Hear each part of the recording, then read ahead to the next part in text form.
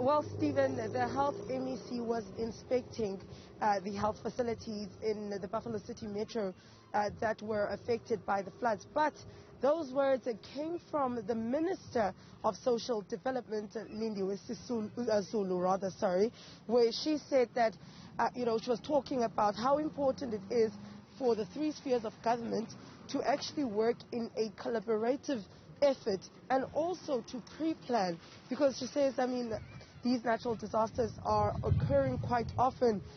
Government by now should have a proper plan in place. She mentioned, of course, that NGOs should, instead of running ahead of government, she says that rather they should go and follow government structures and not run ahead of government. Stephen, we've seen the work done by NGOs such as Gift of the Givers here on the ground, more especially during these natural disasters that have occurred in the Eastern Cape.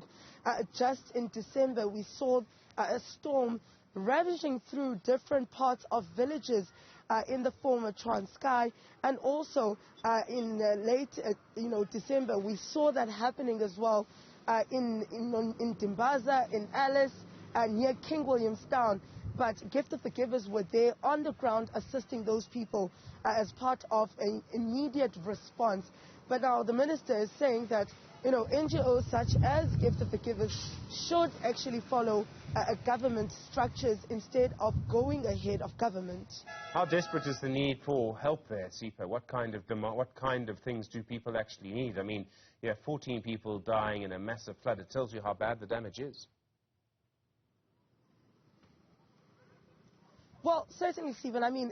I will tell you this, that, the local government, which is the BC and Buffalo City Metro, including the provincial government, they need all the help that they can get, which is exactly what NGOs like Gift of the Givers, Meals on Wheels, and also other smaller business owners in the area, that's exactly what they did when those floods hit on Saturday.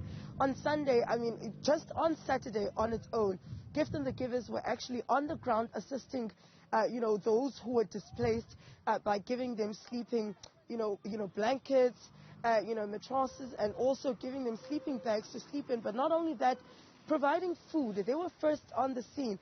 It's not the only work that they've done here in the Eastern Cape, Stephen. It's quite extensive, looking at healthcare facilities besides the ones that were visited by the health MEC today, where you have in the other further regions of the Amatole district as well as OR Tambo district, hospitals, clinics that were destroyed by the floods that occurred, in December. So Gift of the Givers assisted them, as well as in assisting in refurbishing and building those healthcare facilities.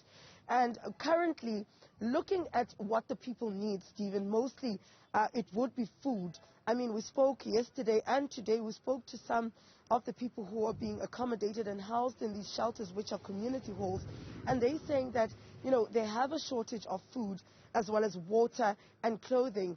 One said she's been wearing the same clothes as she was on Saturday, when that tragic, incident happened, Stephen. So, there is a need for it. And speaking to the Minister of Social Development, Zulu, we could hear that, there isn't a proper plan in place, because she was emphasizing on how important strategic planning and pre-planning is. But when we asked her, what about the people now? What is going to happen to the people on the ground who are actually waiting for a way forward? What is the plan? And she said she still needs to get into a meeting with the MEC of Social Development in the Eastern Cape, where then they will be able to say how long people will be accommodated for and what is the plan moving forward.